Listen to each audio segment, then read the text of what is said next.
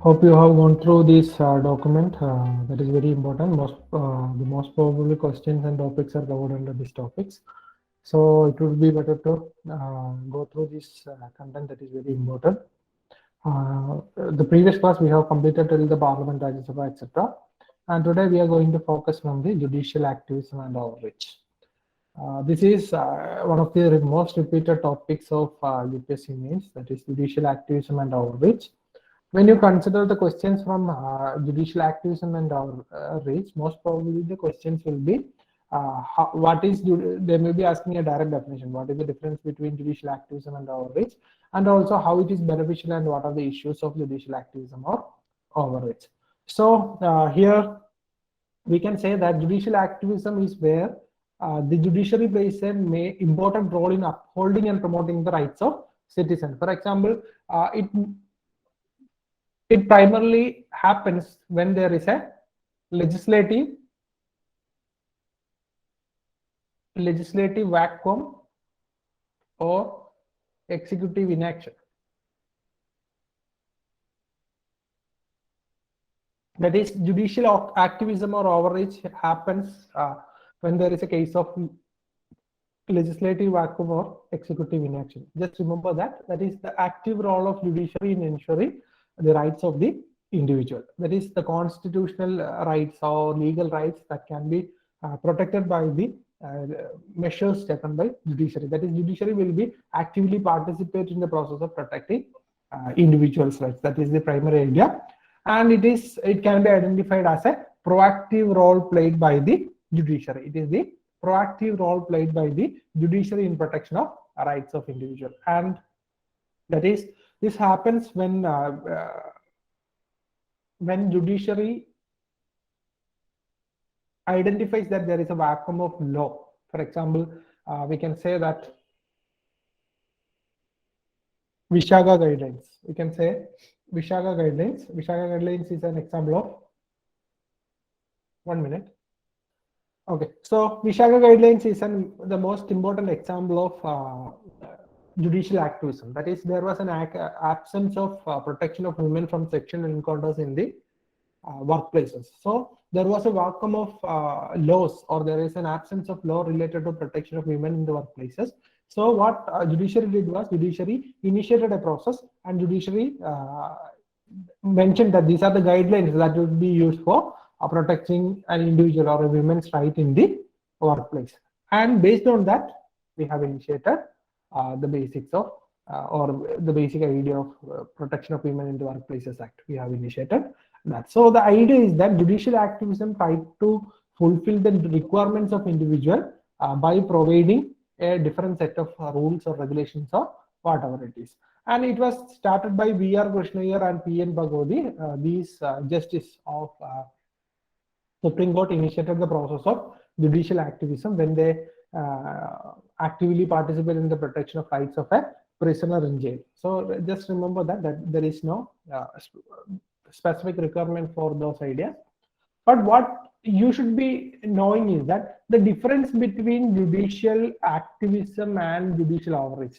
We cannot identify a specific difference between judicial overreach and judicial activism. We can say that there is judicial activism, there is judicial overreach, but we cannot say that these are the ideas, or this composes of judicial activism and this composes of judicial overreach. We cannot actually differentiate. We cannot draw a line between judicial activism and judicial overreach, because both are working or these things will be working in a gray area, very gray area.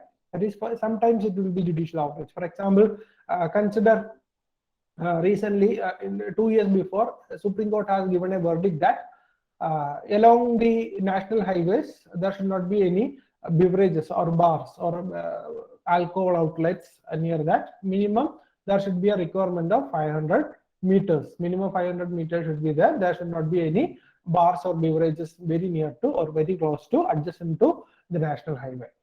But the issue here is that if somebody is looking for alcohol or beverage, he will be going to these places. There is no, we cannot say that they won't be going directly to that. And Supreme Court assumes that the accidents in national highway is happening only because of these presence of alcohols. So this is an executive idea, or these are the powers of an executive. Executive should be able to take policy decision. And what here judiciary done was, judiciary interfered into the affairs of executive and overrided the powers of executive. That is overreach. That is, judicial overreach occurs when a court acts beyond its jurisdiction. That is, whenever he interferes into the areas falling outside the purview of the judiciary. For example, this thing, that is 500 meters requirement for a alcohol shop near the national highway.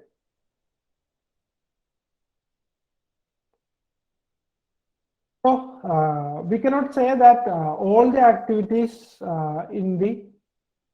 all the activities by judiciary is equivalent to judicial overreach, but most of the time it will affect the separation of power. That is the basic powers of other wings. For example, executive, legislature will be affected by the judiciary itself. So we cannot say judicial overreach and judicial activism is very good for society. We cannot draw a specific line, or we cannot identify the difference between judicial overreach and activism. So it would be better to say that whenever there is a question asking about your opinion related to judicial activism, you abruptly mention that, or you give a strict idea that whenever judicial activism is moving to overreach, it is hurting the separation of power. You should mention the idea of separation of power. The major issue is that separation of power. And next comes, but still we may not, or we cannot say that judicial activism is completely bad, or we cannot say that we cannot permit the judicial activism. There is a requirement for judicial activism because it is an effective tool to ensure citizens' right. For example, the removal of Section 66A of IT Act by in Shreya Singhal case. Do you remember the Shreya Singhal case? What was it? About content online. It had a very vague definition. Yes. Sedition law related to IT rules. There was a law that is within this within the IT Act of 2000. There was a law. There was a section stating that if you are posting something online, it can also be identified as under the idea of sedition, and it was removed by the court in Shreya Singhal case. So remember this case. This is a very good example. Vishaka guideline, and this is the one of the best example for judicial activism. These things, these kind of activities, actually help the citizens to ensure their rights. That is their freedom of speech. So we already have Article 13, Article 32, Article 226, which is related to judicial review, which is very much equivalent to the idea of judicial activism. So judicial activism as such is not bad, but whenever it is affecting the rights of other wings of government, that is legislature or executive, it is against the principle of separation of power. Mentioned that earlier.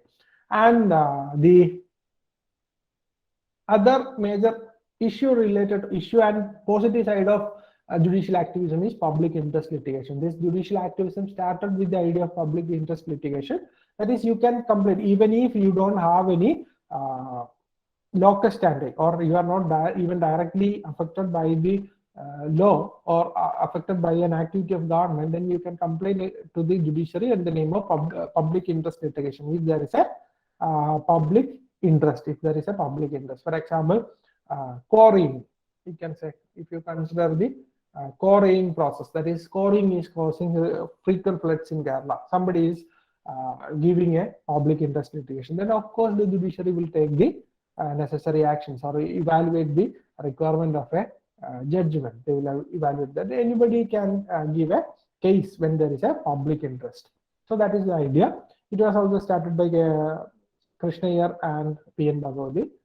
And what happens is that whenever you learn public interest litigation, it is two different angles for public interest litigation. The first one is you can get free and fair judicial process, or justice can be accessed very easily.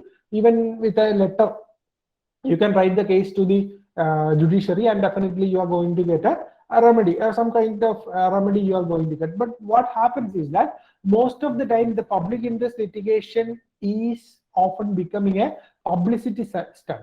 That is, people, whoever has certain issues in something, for example, consider a railway station is coming, or consider a airport is coming in some region, and people believe that I'm not going to use that.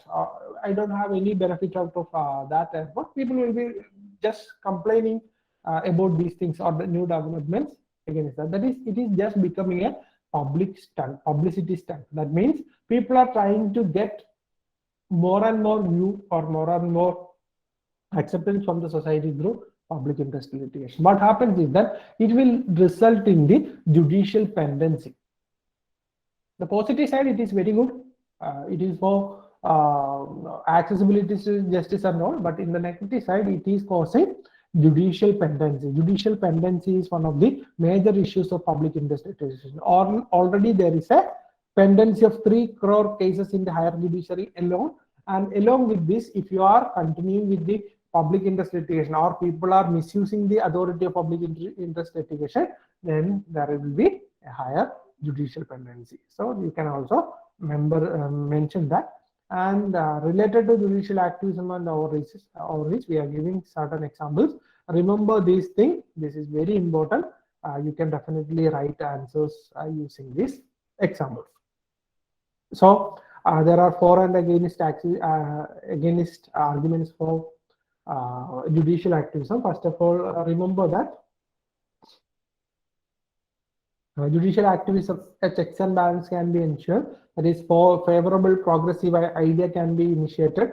Whenever there is a big legislative outcome or executive inaction, they can definitely ensure. That is, these judicial activism, process of judicial activism can ensure better output or ensure the rights of individuals or welfare of individuals can be ensured by judicial activism. But against this, there is also negative connotations or the negative impact of judicial activism. You should also focus that. That is, it is against the spirit of separation of power. It may misuse, people may misuse the idea of public interest litigation, or judicial activism may cause in the judicial overreach. It may violate the limit of powers. That is, how much powers that can be used by a wing, that is judiciary. All these may be affected by the judicial activism when it comes to judicial overreach. So remember this thing, go through this problem, try to remember at least 4 to 5 problems and benefits of judicial activism from this. And you can also connect with the public interest litigation with the idea of judicial activism. Okay. So what can be done? Bring discipline, or judges should be making their own choices. It should be rational enough, and it should avoid overreaching the powers of legislature and executive.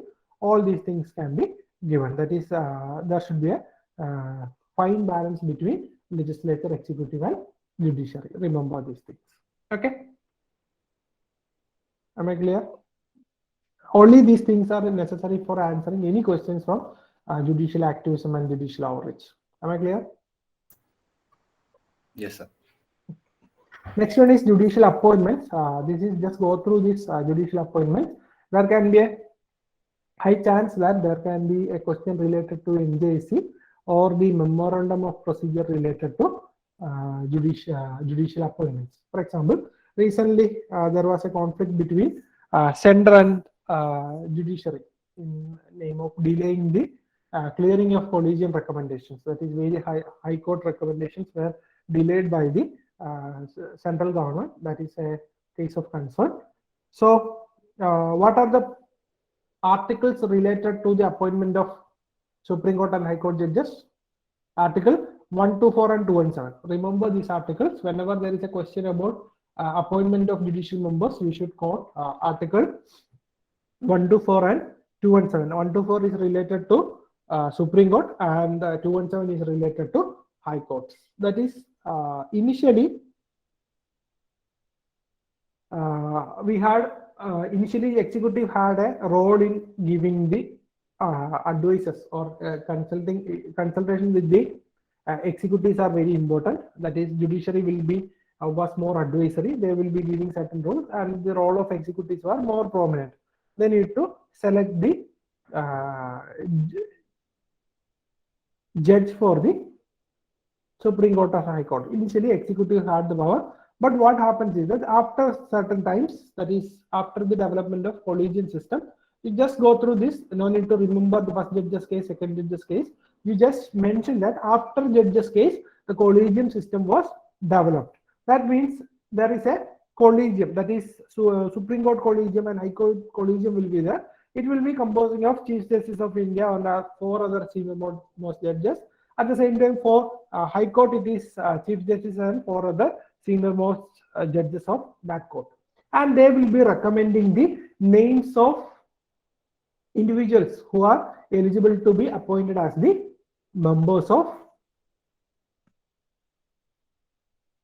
Supreme Court and High Court. So what happens is that after the collegium system, the judicial members, that is the collegium system or the senior most members of judiciary, become the powerful body to recommend and identify the next judges. There are no other. That is the power of executives or legislatures were curtailed after the collegium system. But what happens is that by 99th Constitutional Amendment Act or the NJAC, by the government initiated that the collegium system should be replaced. That is, appointment should be made in line with the suggestions of legislature, executive also. That is, the judicial appointment will be done in consultation with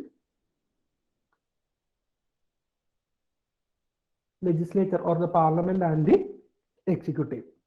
And after this NJAC, the Supreme Court has suo motu taken the case, and they said that NJAC is against the principle of judicial independence, and we are going to repeal that. And they repealed the 99th Constitutional Amendment, and no longer it is applicable.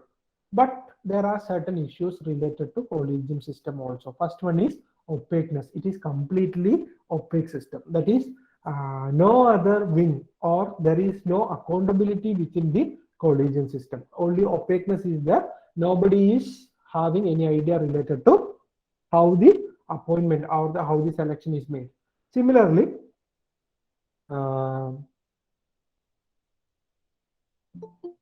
Chellameshwar, Justice J. Chellameshwar mentioned that there should be transparency, accountability, and objectivity in the collegium system. There is a recommendation that is the members of the judiciary, that is Supreme Court, that is J. Chellameshwar and Q.N. Joseph, mentioned that transparency, accountability, and objectivity should be there. So opaqueness should be avoided. And also there is nepotism. Huge nepotism can be seen.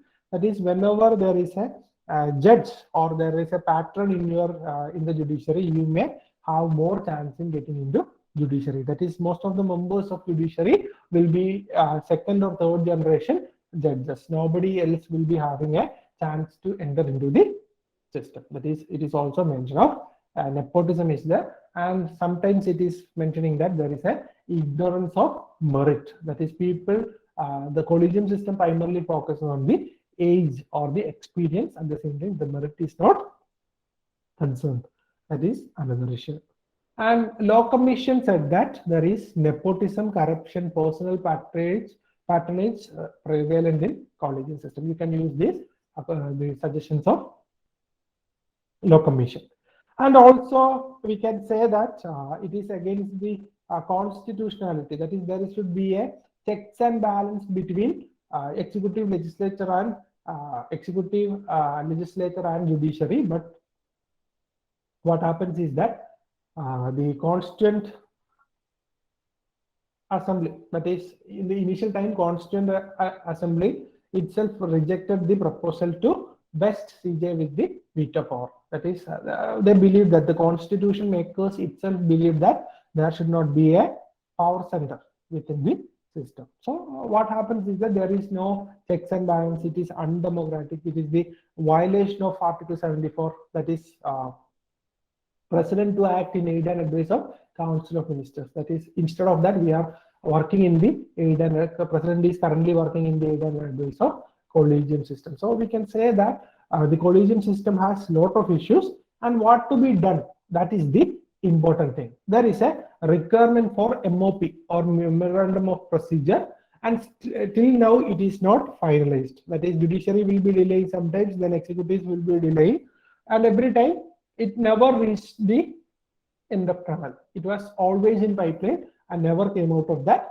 And what we can do is that develop a permanent commission. That is, there should be a requirement of permanent independent body to institutionalize the suggestions for, or to bring adequate safeguards for judiciary, at the same time giving importance to legislature and executive. And also it should be focused on delaying the reducing the delays. For example, the appointment of judiciary members of judiciary is delayed for a very long time. That is from 2020, from the beginning of Corona itself. It has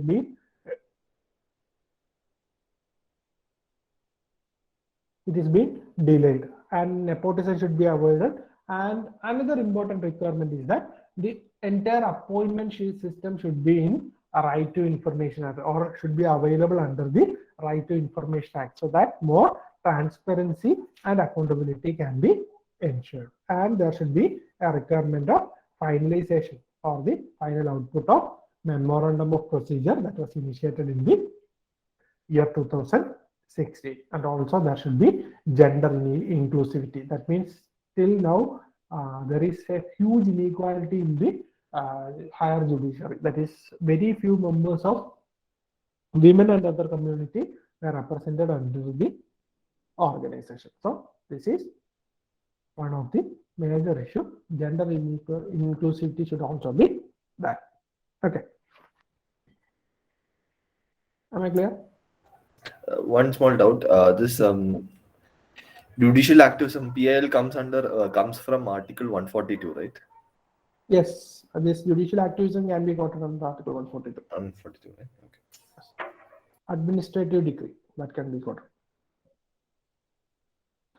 So next one is election commission. We are not focusing on all the power structure of commission. You just go through the structure of commission. You have already identified structure, function, advisory roles, quasi-judicial roles, etc., etc. What we are going to focus is that what is the importance of election commission, or why election commission is important. That is to ensure free and fair election. That is, when we developed or when we focus on the ideas of democracy in India, the first thing we need to understand is that, or first thing we need to complete is the idea of free and fair election. That is, the democratic procedure of India is completely based on the free and fair election. So we should be having a free and fair election. For that, that is to ensure a free and fair election, we should be focusing on the election commission. A strong independent election commission is very much critical for ensuring the free and fair election. So remember that also. And we can say that transparency, integrity, accountability, autonomy, professionalism, etc. can also be brought only with the support of election commission. And we can say that election commission is one of the key watchdogs of Indian democracy. Election commission is the key watchdog of Indian democracy. That is, election commission is very critical for ensuring the democratic procedures. So remember the importance, just go through that. And we are going to focus on the reforms initiated by various reforms initiated by Election Commission of India. For example, first one is voter IDs was initiated, then electronic voting machine was introduced. This can reduce the logistical problems. Issues of logistical problem can be avoided. And from the Lok Sabha election, 2019 Lok Sabha election, we are using VVPAT, voter verifiable paper audit trial. Voter verifiable paper audit trial that is initiated in 2019 also. That means transparency can be brought into the system. And next one is sweep. That is a program where the election commission is encouraging more people to participate in the process of election. Sweep. All these should be utilized in your answers. Next one is NOTA. None of the above. That is facilitate voters who support none of the candidates. That is, you can give a negative vote. And also next one is totalizer machines. Instead of identifying, that is booth-wise voting patterns, to hide the booth-wise voting pattern, totalizer machines were introduced, but still now it is not used on a wide scale. It is going to be used in the coming elections, totalizer machines. And coming to this, there are certain issues. There are certain issues related to election commission. First one is partisan role. The constitutional body, that is election commission, is supposed to be playing a non-partisan role, that is independent role, but sometimes election commission is giving clean sheets to MCC violation or model code of conduct violation. That is another threat. Similar to that, there is also threats such as under Article 324, who among the which members of election commission has the security of tenure?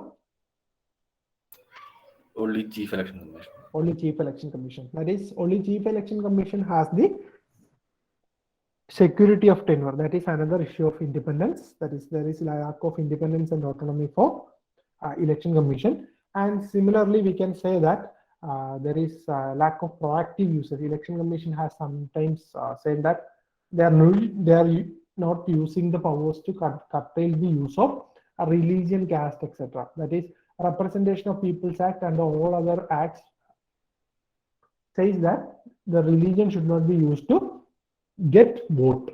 But instead of that, obeying to that, the parties are misusing the ideas of caste, religion, etc. for getting maximum roles or maximum votes in the voting. And also there is a lack of effectiveness. For example, there is no separate cadre for election commission. There is no separate cadre for election commission. While in the time of election, they are only taking members of the normal administration into deputation. They do not have any separate cadre to monitor the election process. And also they have no role in enforcing inner party democracy. That is, they are only working to ensure the election procedure. They do not have any role in ensuring the inter party democracy or regulation in party finances. All these powers goes to legislature and executives. And similarly, there are appointment issues and there are qualification, lack of qualification issues, security of tenure issue. All these issues should be utilized. And what we can do, that is the idea.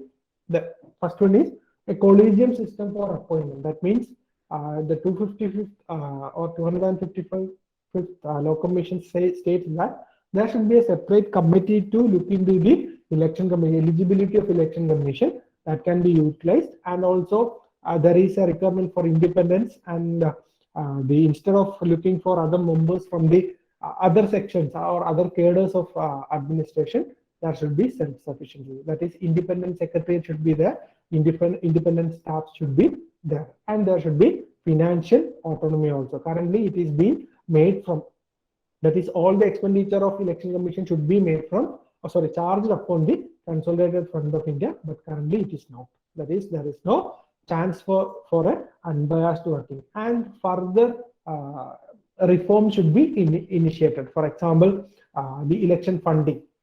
There should be reforms in election funding. The election commission should be provided with the opportunity to take action in election funding, inner party democracy, that is then model code of conduct, whether it should be implemented, how it can be strengthened, they should be focused on. That is election funding, model code of conduct, and the ideas related to simultaneous election, etc. that should be identified. So most of the time they will be asking about how the election commission, how much the election commission were successful enough. That will be the question. Okay, am I clear? Election commission. Yes, sir. So next one, specifically electoral reforms. That is, recently election commissioner Sushil Chandra said that there is a requirement for electoral reforms. So the first one is reforms undertaken. What are the reforms we have undertaken. First one is lowering of voting age. This is legislative measures. We lowered the voting age to 18 years in 1961st Amendment Act in 1988-87, that period. Next one is ceiling of election expenditure, that is 40 lakh and 70 lakh. There is a division, that is only this much amount can be utilized in gaining or during the period of election or election time. And next one is disqualification on conviction of violating national honors and also electoral bonds. This is very important. This can be asked separately as well. That is how much electoral bonds is successful or what are the issues of electoral bonds. So when it comes to electoral bonds, you should say that electoral bonds are very important. It can ensure the deposit or the donations given to political party, a legal tenders or legal, and it can make the donations legal. But the major issue is that how the electoral bonds ensures the transparency. It is working in anonymity, and all your CSR spending can be utilized for electoral bonds. And also there is no restriction for companies to give electoral bonds to a specific party. These are the issues of electoral bonds as well. Remember this thing. There can be a direct question on electoral bonds also. And the previous one, similar to the measures taken by Election Commission, totalized submissions, VVPAT, sweep, etc.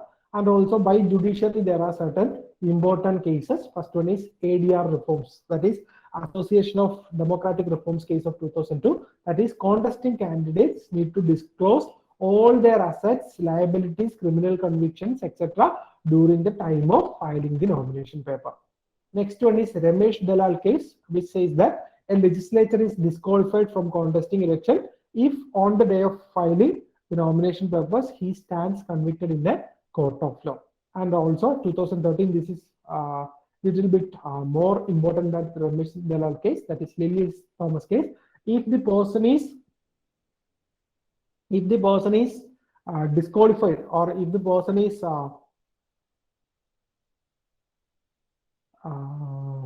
convicted for more than 2.5 years, then he will be disqualified. That is Lily Thomas case. And next one is PUCL, People's Union for Civil Liberties cases of 2013. There is NOTA. There is a requirement for NOTA also. In 2018, this is another important one, Lok Prahari case, which says that there should be Supreme Court asked the center to amend the rules as well as disclosure form filed by candidates along with their nomination purpose. That is, non-disclosure of assets and their sources would amount to a corrupt practice under Lok Prahari case. So these are very important cases. Remember these cases. ADR case, Ramesh Dalal case. This is not important. If you can remember, just try to remember. If you are not able to remember, no problem. Lily Thomas case, very important. Then PUCL case and Lok Prahari case, very, very important.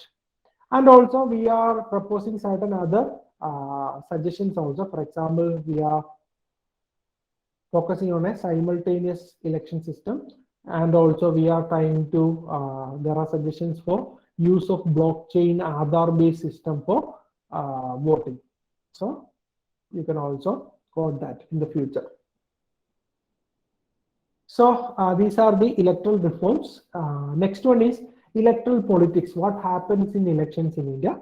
First one is money power. That is, there is high cost of elections create a high degree of compulsion for corruption. That is, there is a high chance of corruption in election due to NCRWC. For example, consider you are a person, you are focusing on an MLA seat, you got a party ticket, and you are starting your election work.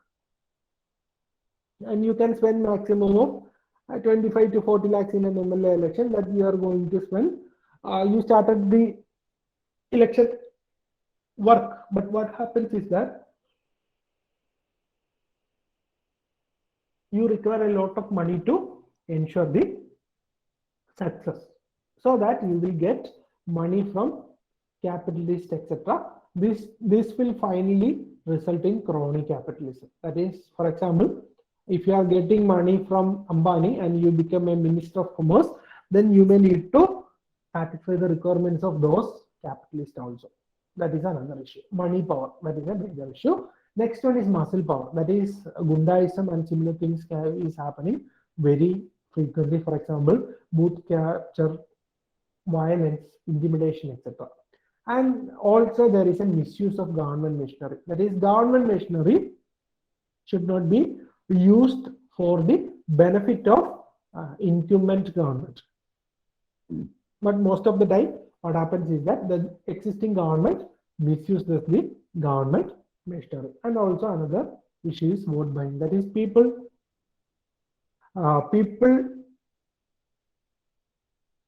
get payment. That is people request money for giving a vote. That is, vote buying is there.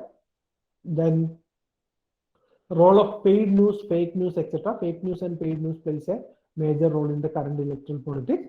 Also, the anonymous feature of electoral bonds. That is, who give money to a party. That is not available under any idea. That is, issuance of secret bonds. That is, secret bonds under electoral bonds are given to individuals, and we cannot evaluate who gave the money. Next one is criminalization of politics. Politics is becoming more and more criminalized. Also, we can say that the idea of criminal justice system. Already we have said that there is ADR Reforms Act, a case in 2013. Then Lily Thomas case is there in 2013. All this says that if an individual is convicted for some issues, or if an individual is convicted for some cases, then he is not eligible for taking part in the election procedure. But what happens is that due to the flaws in the criminal justice system, we will finally get affected by these people who are supposed to be in jail will be walking freely. And also another issue is caste-based politics and communalism. Remember this case; these are very important. Just go through that. And we can say that there are certain reforms required. For example, state funding of election. That is, election should be funded by the state itself. And next one is simultaneous election. So when you learn simultaneous election, you should also go for its pros and cons. You should also focus for pros and cons. Next one is more independence to the election commission. First past the post system that can be reviewed. All these things should be focused upon. And of course, the important thing is that the political party should be brought under Right to Information Act. Right to Information Act. That is, political party should be brought under the ambit of Right to Information Act 2005. Okay.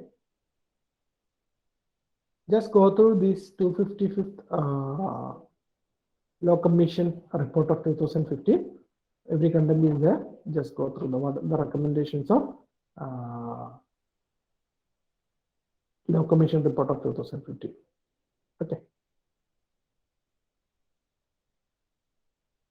Am I clear? Yes, sir. Next one is Representation of People's Act. Next one is Representation of People's Act. It says that there should be a free and fair election. That is, ROPA Act of 1950 and 51 says that there should be a basic free and fair election. You can also quote these articles related to election as well.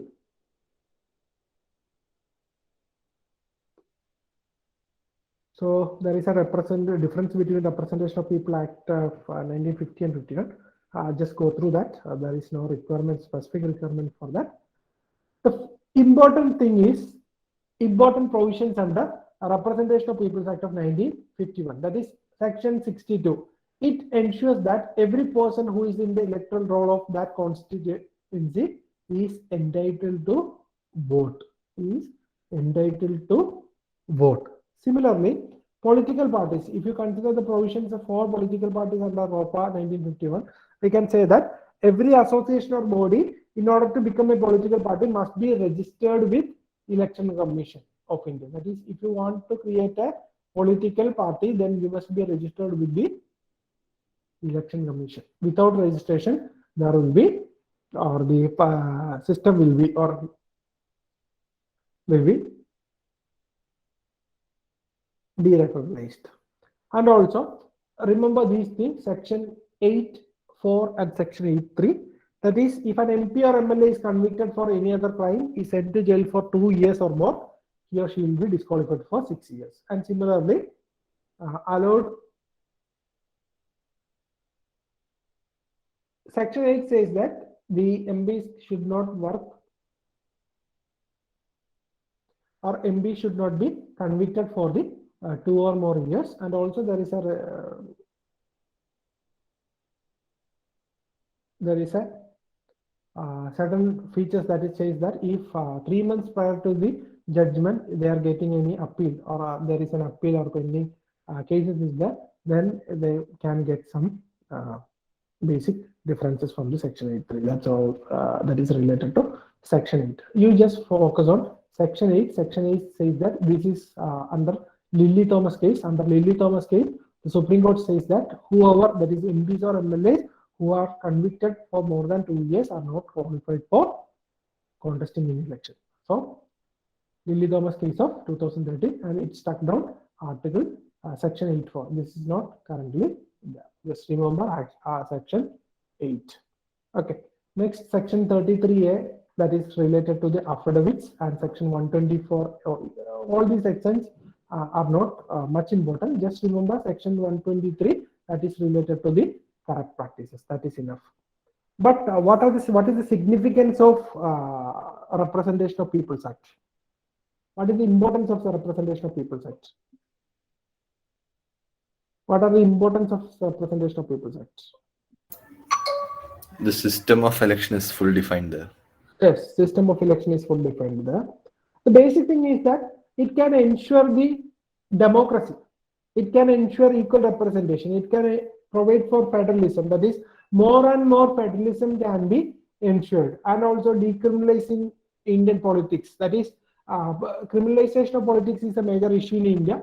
And if you are obeying the Representation of People's Act, then of course you can reduce the chances of criminalization. And similarly, there is accountability and transparency issue that can be brought into, or accountability and transparency can be brought into the system by Representation of People's Act.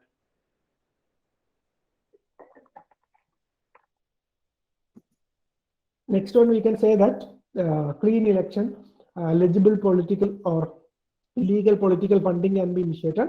All these can be initiated, but there are certain issues.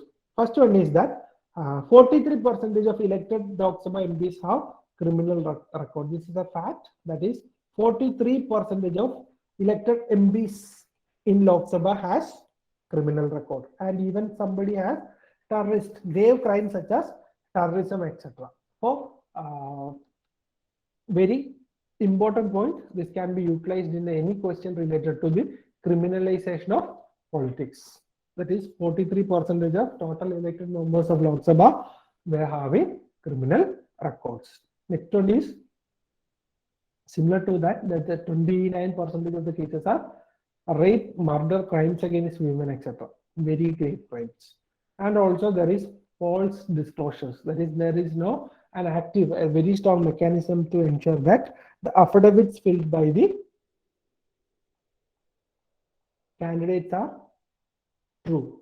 We don't have any mechanism. Also, there is lack of independence for Election Commission to ensure the working. There is dual responsibility, that is Election Commission related issue. There is misuse of government machinery, the same thing that we have already mentioned. So what happens is that there are certain issues related to Representation of People's Act. And what we can do is that give independence to Election Commission, then state funding for election. Then this is very important.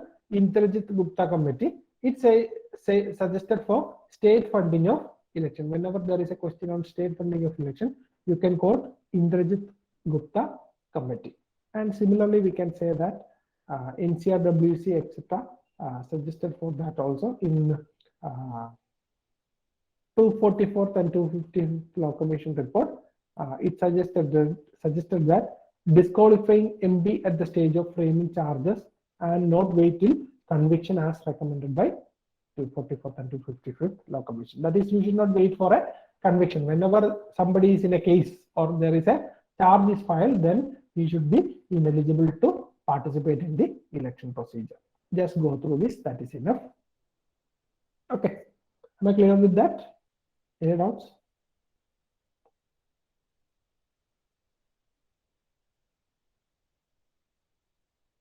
No, sir. Okay. We'll take a short break. We'll start by 2:55. Okay. So next one is pressure group. So most of the time the question will be in relation to pressure group. Question will be asking for a basic definition and also pressure group, how much effective is their performance in India, and also what can be done in future. That is the primary idea related to pressure group. So you need to identify the positive side of pressure groups and also negative issues of pressure groups or challenges of pressure group and solution. These are the contents that require to answer the question. That is pressure group. For the basic definition, we can say that a pressure group is a group of people who are organized actively for promoting and defending their common interest. There should be a common interest in relation to pressure group, and they will be defending and promoting their common interest, and they may not directly or neither contest election nor try to capture political power. For example, there is examples such as FICCI. FICCI is an example, SNDP is an example, BDJS is a separate political wing, SNDP is an example, NSS is an example. They are not trying actively to capture or contest in election or capture the political power, but they may give importance to their interest. That is, we can say there is an interest group. For example, interest of the members will be focused on. There is cost group. For example, MKSS, NGOs, that is to promote transparency in government. ADR, transparency in government. Or example, Pradham, that is education, development of education in India. That will be followed. And the basic idea is that the government will be, or the decisions or the ideas developed by the government will also be based on the roles played by pressure groups. For example, pressure groups will be focusing on electioneering, lobbying, propagandizing, etc. That is electioneering, lobbying, and propagandizing, etc. Electioneering such as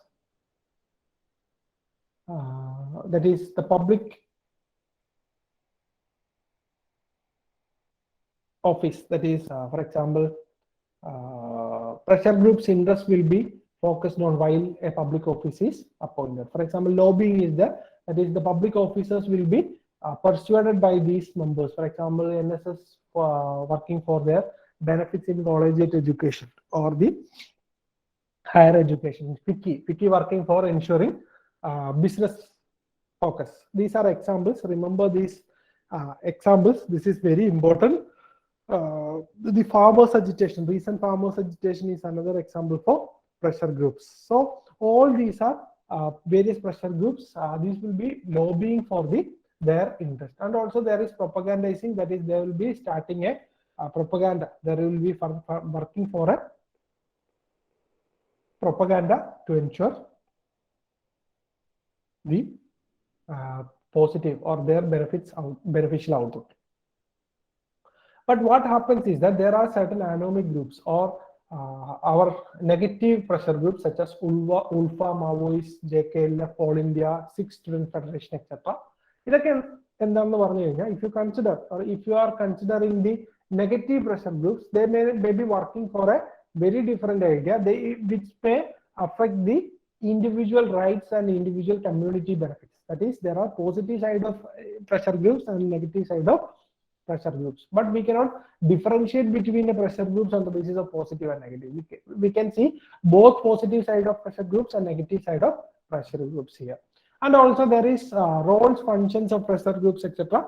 For example, the widening representation, they give maximum participation. For example, the farmers agitation and all, maximum people got representation through these pressure groups. Second one is, it is political socialization. It is the process of political socialization. That is, there is a two-way communication link between, or the pressure groups will be acting as a two-way communication between people and the government. And another one is policy formulation. For example, the ORF, Observer Research Foundation, is there. Pradham NCA is there. Pradham NCA will be giving the annual students education review and all. Annual survey of educational education, that is ACER report. This report will be focusing on improving the education. Pradham and ACER report, that is very important. Policy formulation is there. Similarly, policy implementation is there. For example, Akshaya Patra. Akshaya Patra is an example of policy implementation. Akshaya Patra.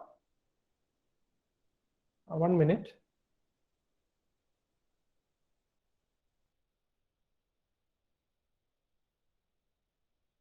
Sorry. So next one is policy implementation. They are working in policy implementation also. For example, Akshaya Patra is there.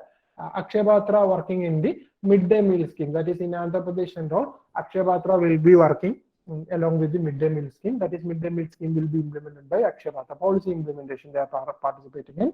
For example, next one is the role in judicial administration. That is pressure groups try to use the judicial system to ensure their interest. For example, consider the Maradu flat and related issue. That is, these are pressure groups. That is, they are working for an interest. They will be using the judicial system. For example, another one is ADR, Association for Democratic Reforms. In this election reform region section, we have identified that those agencies, ADR and related agencies, were participated or worked along with the judicial system to bring transparency in the election system. And also, primarily we can say, or finally we can say that it is working for the progress, overall progress of the society. And why it is important? That is very important question. Significance of pressure groups in a democracy. That is, it will supplement the electoral democracy. We have a procedural democracy. If you consider, we can say that India has a procedural democracy, and now we need to require substantive democracy. That is more participative and more justice oriented government. That is, procedural democracy will be focusing on election procedures. From 1950s onwards, we were capable of producing enough procedures. That is, we were successful in continuing with the procedures for election. At the same time, we failed miserably in providing accessibility, participation, justice, etc. So what here is that the pressure groups can provide the substantive democracy. That is, it supplements the electoral democracy. That is, public opinion can be initiated, or it can also work along with the system and people to ensure maximum participation and all. Next comes, they give political voice to weaker. That is, voice to the voiceless. That is the major idea. It provides voice to the voiceless. For example, LGBT community and all. That is, All Out is an example for voice to the voiceless type of LGBT community based pressure group. The next one is political participation. As such, we can say even Kudumbashree is also ensuring the political participation in country. More participation can be ensured by pressure groups. Also, political education, that is, political literacy can be improved. Balance of power can be improved. All these can be, or reduces the criminalization of politics. All these can be done by the pressure groups. So, for a democracy, pressure groups are very important. For India also, it is also very important. But there are certain threats also. First one is, there is a high inequality. Most of these NGOs and organizations are accessible only by the affluent class. That is, people already have the power, can access these type of process. Nobody else can access this. Next one is narrow selfish interest. That means acute or narrow viewpoints are there. For example, the ULFA, Maoists, they are working to topple the government. That is an issue. Or caste-based and religious mentalities is there. For example, NSS, SNDP, these are very strong pressure groups in Kerala. But what happens is that they will be working for a very narrow idea, very narrow cultural interest. That is another issue, that is narrow selfish interest. Next one is, it undermines the parliament. For example, parliamentary democracy may get affected. That is, through lobbying and all, they are trying to manipulate the parliamentary procedures. That is to benefit. For example, FICCI will be doing something for ensuring the continuation of inflation, or FICCI will be doing something for ensuring some kinds of policies and all, acts and all. That means there are certain issues. There are certain issues related to the parliamentary procedure as well. Next one is accountability, how they can make accountability, how much money they are spending, how much process they are having. That is another threat. Next one is negative economic impact. That is, for example, there is a criticism. There is an IB report suggesting that these organizations, pressure groups, including Greenpeace, is working again in the India's developmental procedures. IB report says that Greenpeace is hurting the developmental procedures, especially in the case of Kudankulam and all. Okay, so there are certain issues also. So what we can do is that understand the shortcomings of pressure groups. There is lack of internal democracy, there is misuse of power, and there is lack of resources, and also there are some cases there is negative ideas such as extremism is being propagated by these pressure groups. So what we can do is that we need to ensure that the pressure groups is working with within the limitations of democracy. We need to ensure that they are indispensable. We cannot avoid them. What we should be doing is that we should give importance to these kind of organization, and we should also focus on improving the quality of pressure groups. That is, government should be working along with the pressure groups to ensure the success rate. That is the basic idea. Okay. Am I clear? Pressure groups. Just understand this. These materials or these content can be utilized in all the questions related to pressure groups, NGOs, civil society, etc. The same content you are going to use. Okay, clear? Any doubts? Okay, sir. Next one is right to information. Right to information. The history and all, just go through that. The cases, remember these cases. For example, Rajnarain was a state of UP case of 1976. That is, Supreme Court held that Indian democracy, that is, people are the masters and they have the right to know. This is very important case, Rajnarain case. Next one is Kulwal, Mr. Kulwal and Jaipur Municipal Corporation. That is not important, but Supreme Court mentioned that there is right to information under Article 19. The most important activity related to right to information is in cases Mazdoor Kisan Shakti Sanghadan. Their activity, that is, they developed a grassroots campaign for ensuring right to information. They developed a strategy for right to information from the grassroots level in Rajasthan that resulted in the development of right to information. For example, in 1996, for the first time, it was initiated. In 2002, Freedom of Information Act 2002 was passed by the Parliament but could not be implemented. And in 2005, we initiated Right to Information Act. The objective is to give transparency, accountability, empower citizen, and all that. Remember those things. And we should be focusing on certain important topics. You should not remove, you should not avoid these two topics. These are the most important topics related to right to information. Section 4 that says that proactively disclose information. That is, the government must be able to proactively disclose information. Information must be disclosed proactively.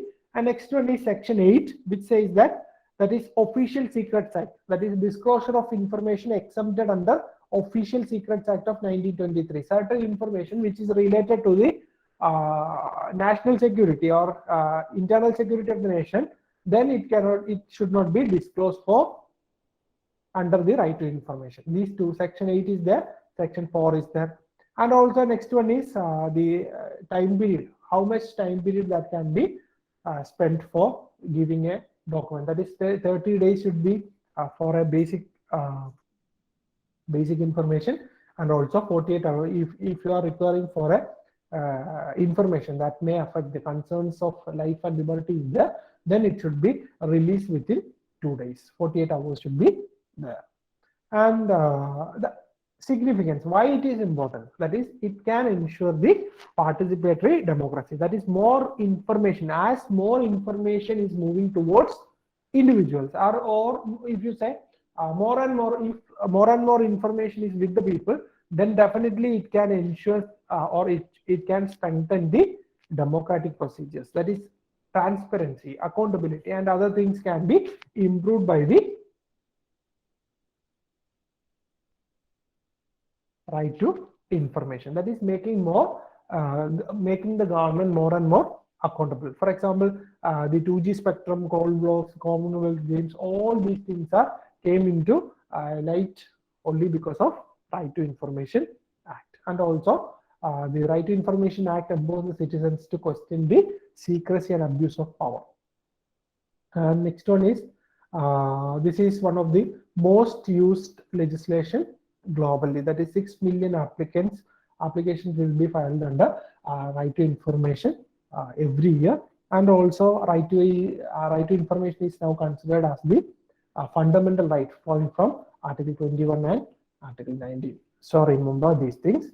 But there are certain issues. For example, due to the non-applicability of locus standi rule, that is, there is no locus standi, that means it is being misused. There is no requirement for, or most of the time the requests made under Right to Information are not relevant enough. That is, non-serious information seekers are there. They will be just filing this RTA application for nothing. That means the entire effort of a wing or section of government should be utilized for Right to Information. The misuse of RTA Act is there. Next one is low public awareness. Only few people, or for example, the downtrodden, the minority communities, etc., do not have any access to Right to Information Act. That is, disadvantaged people still not aware about this Right to Information Act. And there is a huge backlog. That is, already there are multiple issues, and with the new cases, we have already mentioned that there is around 6 million cases, 6 million requests every year, and there are multiple backlogs and delay in disposal of cases.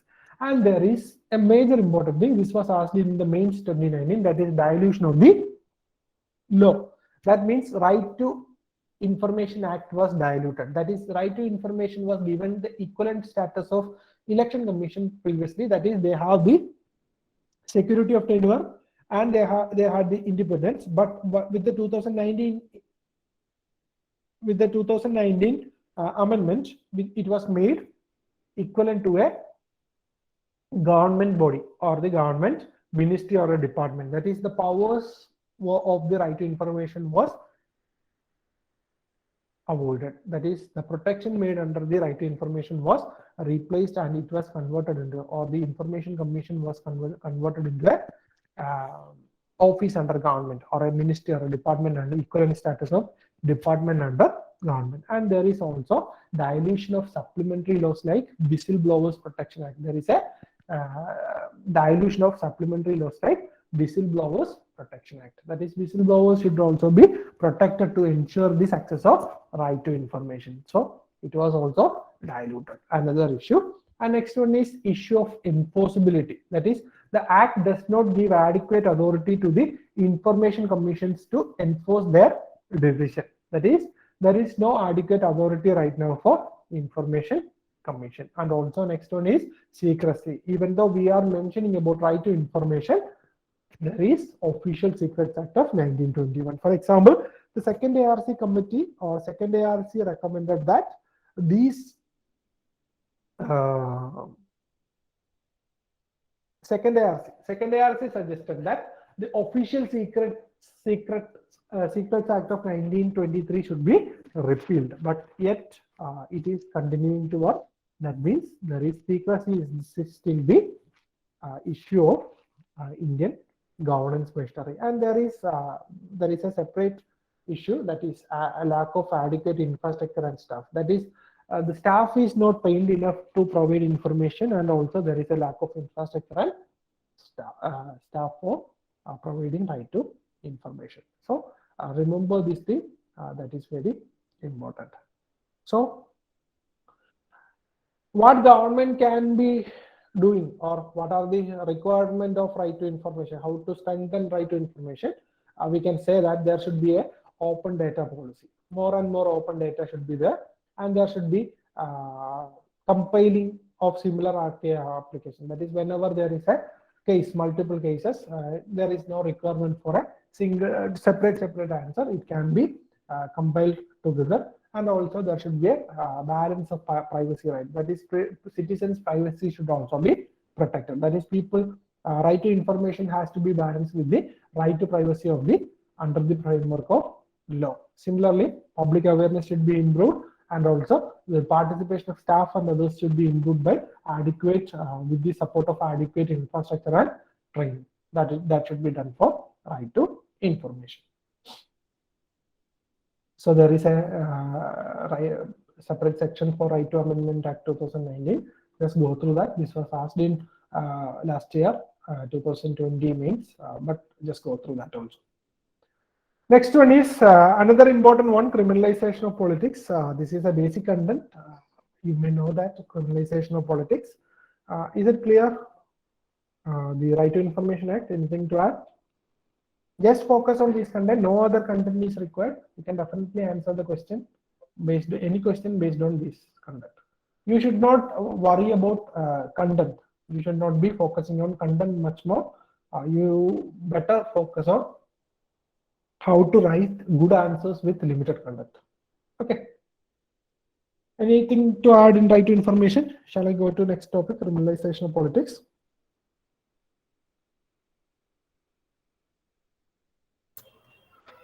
That's okay. Next one is criminalization of politics. So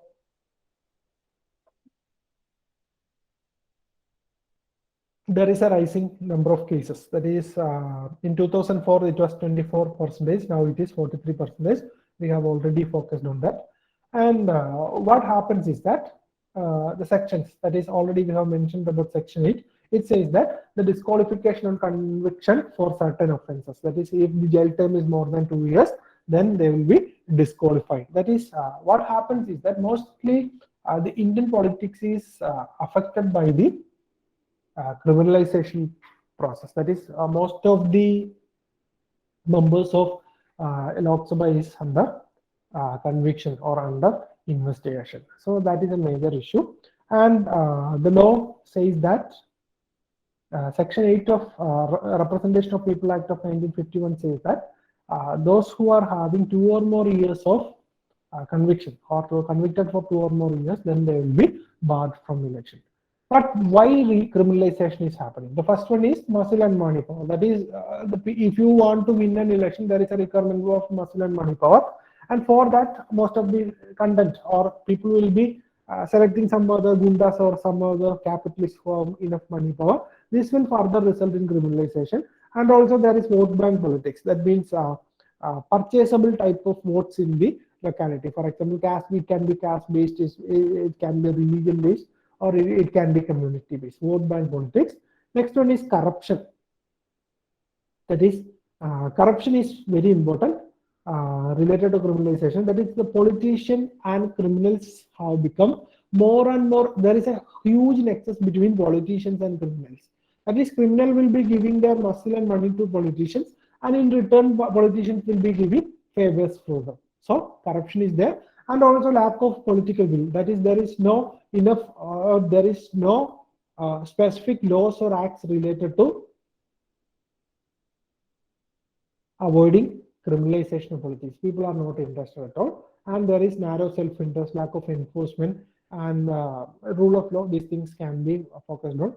These are not important, but you can definitely use it as a filler points.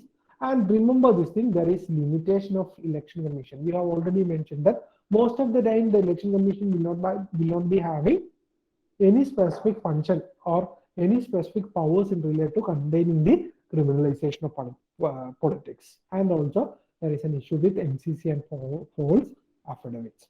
What happens is that because of this criminalization, mostly what happens is that it is against the principle of free and fair election. This is very important point. If there is a question on criminalization of politics, you should mention this. That is, it is against the principle of free and fair election. Somebody will be winning only because of the money and muscle power. And next one is, it is affecting the good governance. That is, participation, the rule of law. All these ideas of good governance will be affected. Next one is the loss of public faith. That is, people will be believing that if you are a political agent or political member of political party, you will not be convicted for any offences. For example, yesterday or 2 days before, there was an issue related to the Karnataka MP or MP or MLA or somebody. He said that after joining BJP, he is not currently having any investigation, so he is having peace of mind. That means protection for criminals by certain parties, not certain parties, all the parties. That is another issue. And also there is due to criminalization of politics, riots and other things, that is riots, rumors, etc. has been spreading. That means it causes social disharmony, and we can also say that there is a vicious cycle. That is a vicious cycle. Only if you are a member of a criminal organization, only if you are having a criminal membership, or criminalization of politics is one of the important thing that is required to clear a election. That is another issue. And there are certain judicial interventions also. Already we have discussed about ADR case of 2002, which says that disclosure of information should be there. In Lily Thomas case, next one 2013, section 8(4) of conviction, that is if you filed an appeal, then you are eligible to contest in an election. That was abolished. That means the persons who are having 2 or more years of conviction, then they must be ineligible to participate in the election. Then PUCL case, Public People's Union for Civil Liberties case 2013, nota was brought. In Public Interest Foundation case 2014, MPs, MLAs, sitting MPs and MLAs, trials in relation to sitting MPs and MLAs within a year, that was ordered. In 2017, special courts were brought into affairs. In 2018, Log Prairie case was there. In 2018, Public Interest Foundation cases there. Go through these cases. These are very important. This can be quoted in your answers. And next one is Election Commission. That is Election Commission proposed for electoral reforms. And also there is second ARC Commission, Ethics in Governance. This can be utilized for your paper 4 as well, if possible. Try to read. That is the 4th report of second ARC Commission, Ethics in Governance. That is, they suggest that the section 8 of representation, ROPA, that is Representation of People's Act, needed to be amended to disqualify all the persons facing charges related to grave and heinous offences. And next one is section 31 of Representation of People's Act, that should be brought into, that is proposal of including filing of false affidavits as an electoral offence. These all are done in Log Prairie case and all. In 255th Law Commission report, it says that the political regulation of political parties and inner party democracy, introduction of inner party, suggested for introduction of inner party democracy. And way forward is very much similar. Inner party democracy should be brought, fast track court should be brought, state funding of election to reduce the role of money and muscle power, state funding should be brought. Next one is judicial activism should be brought into. Judicial activism, that is judiciary can be participating in reducing the affairs as well. And next one is stronger enforcement of laws, and also voter awareness should be improved. Similarly, the MCC and other powers related to election commission should also be improved. These are the ideas related to election commission. Next one is Comptroller and Auditor General. Comptroller and Auditor General. Basically, CAG is Chief Guardian of Public Purse. That is, he is the Chief Guardian of, or he is the Chief Agency that is to ensure the financial accountability in the country. And there are constitutional provisions, that is Article 148, 149, 150, 51, and 279. Just remember that. And the major important facts, independence of CAG, that is major important thing related to the CAG is the their independence of CAG. The first one is security of tenure, that is the tenure of 6 years is there. Then they have a removal process equivalent to Supreme Court judge, and he is ineligible to hold office after retirement, and his salary and other conditions were identified from or charged upon the Consolidated Fund of India. All these things are there. And what are the functions? Just go through the functions. We have already covered this in our prelims classes, and hopefully you also completed this. Just remember that he audits and manages the account, audits the accounts related to Consolidated Fund of India, state and union territories. And also he also focused on the contingency fund of India, public accounts of India, etc. And also other, for example, the related to the bodies, how the companies were regulated. All these things will be monitored by the CAG. So focus on these things. No need to remember all these things. Just have a broad idea and remember this. There are audit report will be submitted to the president as well. And next one is significance of role of CAG. First one is why he is significant. First one is to ensure financial accountability. He is important for financial administration, completing the financial administration. He is very important. Next one is executive accountability, to make sure that executive accountability is there. For example, in the case of 2G spectrum and all, this role of CAG was very critical in ensuring the financial executive accountability. And he is also critical for ensuring financial transparency. Related to finance, he is very important. And he is acting as an advisory member for Public Accounts Committee. He is also acting as an advisory member for Public Accounts Committee. That is, in order to ensure the accountability of Public Accounts Committee, he is very accountability through Public Accounts Committee is very critical also. But there are certain challenges. First one is he is only an auditor general. He is only an auditor general. That is, controller is not there. Controller is not there. He is only an auditor general. And CAG has no control over the issue of money. That is, he is not a controller. And also, he will be focusing on a postpartum analysis of.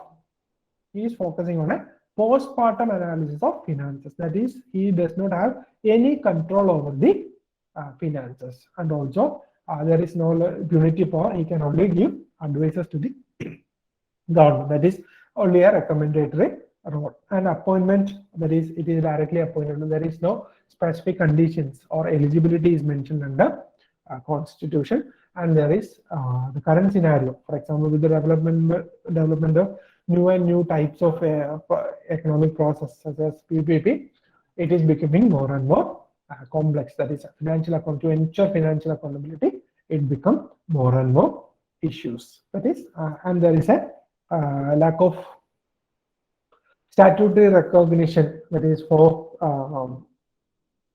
audit and Indian Audit and Accounts Department. They do not possess any statutory recognition also. So instead of that, way forward, we can say that independence should be there, appointment should be made eligible, or there should be new issues, new challenges should be brought into, that is, such as goods and services tax, PPP, blockchain, cryptocurrency, etc. should be brought into this.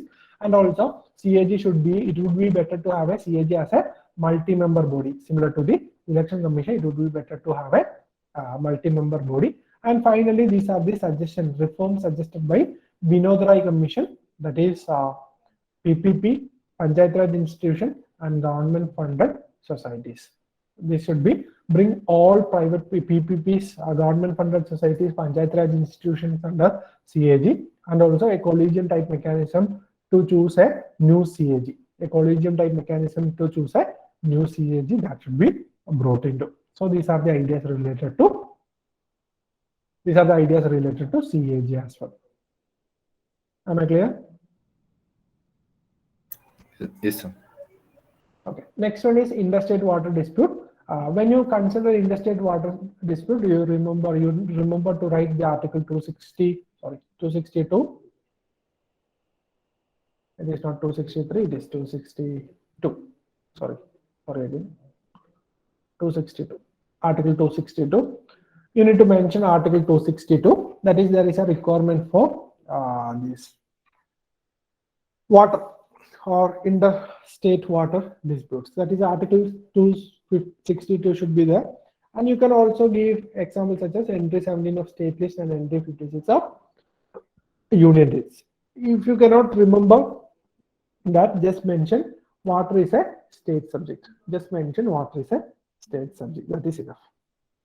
So the interstate water disputes are dealt by Article 262 and Interstate Water Disputes Act of 1956 and River Board Act of 1956. These are the legal and constitutional provisions dealing with the interstate water disputes.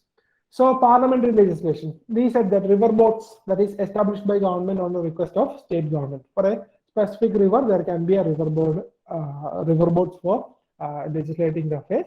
And also there is Interstate Water Disputes Act 1956. Interstate Water Disputes Act of 1956. It says that there should be a act governs the resolution of water disputes. That is, the Supreme Court does not have any powers, or Supreme Court or any other court does not have any powers. It can be done by a interstate water dispute mechanism. So, why there is a rising dispute? There is a historical reason. There is a demographic factor. There is more and more people, population is there, more and more demand for water. Then political factor, that is this river water or the flow of river has been utilized by the members of political party to maximize their vote share and all. And also there is affected interest related to that, and unsustainability of unsustainable use of water is there. That is primarily it is being used for irrigation and all. People are looking for drinking water. There is a conflict. Then there is environmental factors. So climate change is there, sea level is rising, so it is going to increase in the coming years.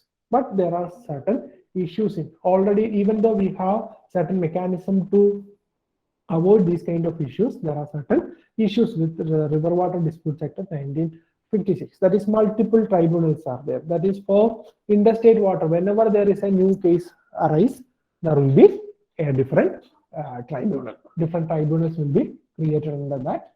And also another one is that lack of robust governance framework. Lack of governance framework. That is, framework is not there.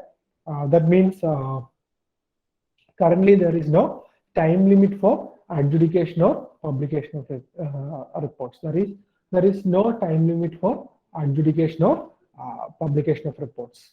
And also there is the proceedings are not done effectively. There is a difference between the identified solution. For example, if there is a solution, it will be continuing for a very long time. That is, the proceedings have been delayed for a very long time. That is another issue. And next one is enforcement. That is, no provision for ensuring the award of tribunal. Whenever there is a tribunal, it will be delayed by some special leave petition. That is, special leave petition is available under the verdict of or the final award of tribunal, and people will be moving to judiciary, and it will be continuing for a very long time. So all these are issues. And also another major issue is the lack of data. There is no data, that is no authoritative water data available for any of the major rivers. That is also another issue. So whenever you consider this, do go through this amendment bill. This is not yet to pass. You can mention that these suggestions can be followed to ensure success of interstate water disputes. For example, a disputes resolution committee should be there. Members should be mentioned on basis. That is, there should be a permanent tribunal for dealing with all the idea, and there should be maximum of 2 years that should be utilized to resolve an issue. There should be binding decision. The decision of tribunal should be binding on the members, and also there should be a development of data bank. That is, all the water data should be available for the solution. That is available for the working of tribunal. That should be our focus. And we can say that this Mihir Shah committee report, that is very important. He suggested that the water should be made under concurrent list. So central government will be having more powers. Similarly, Punji Commission has mentioned that there should be a role played by the interstate council to ensure the dialogue between different states. So these are very important. These are the suggestions by committees. Also, there is a suggestion for river basin organization to manage and regulate the river basin, interstate river basins. But instead of that, we can also focus on few other measures such as water supply management, reduce, reuse, recycle, recover measures, also ensure access to water and sanitation for all. These kind of ideas should be focused on. That is a declaration of river as a national property. That is, whenever you are using the ideas in relation to the requirement of existing climate. That is, as the climate is changing, you should be using this water more and more judiciously. Whenever you use that, it will ensure more and more water availability to all. That is also another suggestion that you can give in the final part. Okay, just remember that. And coming to the final portion, that is role of Niti Aayog in cooperative and competitive federalism. Am I clear till the above? Any idea that we should focus or give importance to?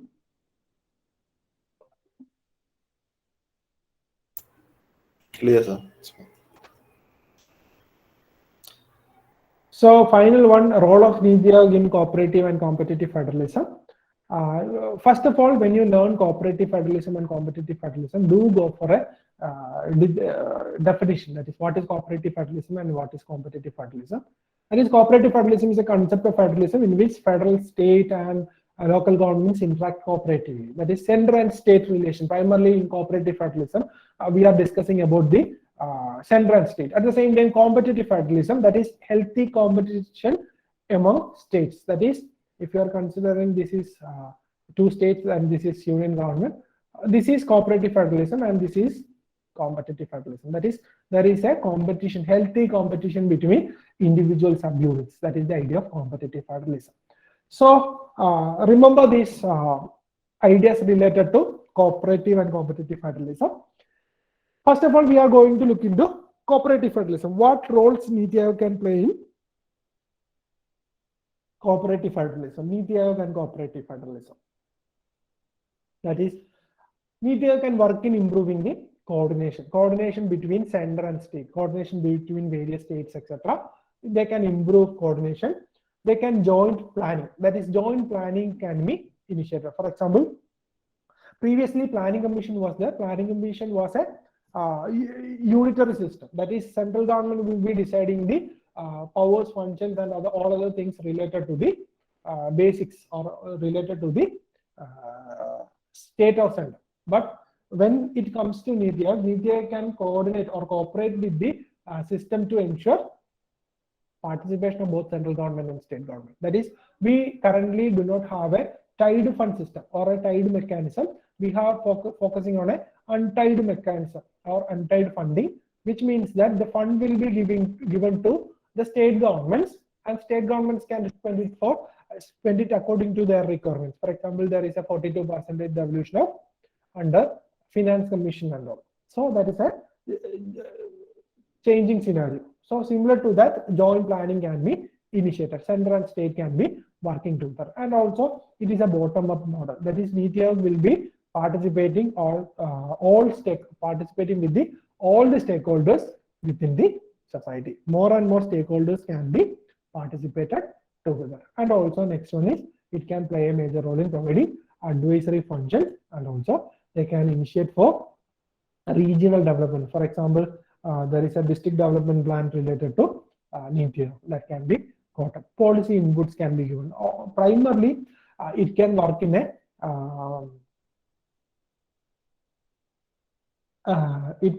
a role that is equivalent to providing support to the state as well as center. That is a degree or a branching or a bridge between both center and state. That is the idea of this Niti Aayog.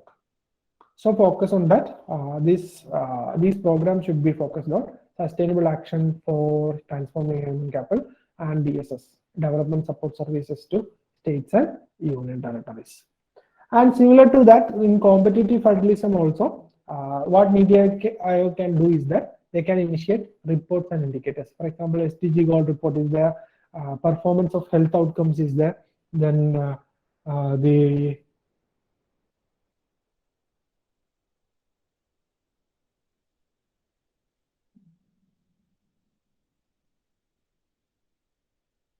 then related to Swachh Sarvekhan or the Swachhata mission, we have that report. Composite water management index is there. Reports can be initiated so that more and more participation or more and more healthy competition can be initiated between different states. And also there is incentivizing performance. Performances can be incentivized Similarly, development programs can be incentivized. Just remember the subheadings and take the examples. That is aspirational district program. This is very important. This can be utilized in identifying policy inputs and also ADP, aspirational district programs.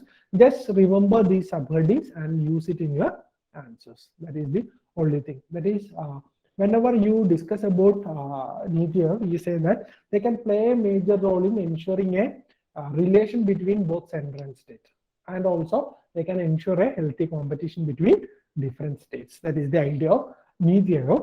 And the major criticisms related to NITI Aayog is that they are only a recommendatory body. There is no specific focus on NITI Aayog's power. They are only a recommendatory body, and also there is a gap. Vertical imbalance is there. Vertical imbalance is there. Only few, for example, the representation is not that good. Central government, that is, central government is represented in NITI Aayog, and also if you consider the tax revenues, tax distribution, we can say the central government has more powers in relation to the working, and also it is acting as biases towards government and private sector. That is, NITI Aayog should maintain a intellectual distances from government of the day. That is, there should be a it should be acting as a think tank instead of having a governmental relation. It should be acting as a non-partisan approach should be there. And also financial constraint is there. NITI Aayog is not funded very well, and also decentralization of power should be there. There is no decentralization right now, and there are existing social issues, and limited authority is also affecting the working of NITI Aayog. So when we say NITI Aayog, we need to say that we need to provide them with more powers, we need to provide them with more funding, or we need to provide them with more chances of working along with the Finance Commission and other departments. So that's it for that's the basic idea related to NITI Aayog. Am I clear? NITI Aayog, just go through the content, that is enough.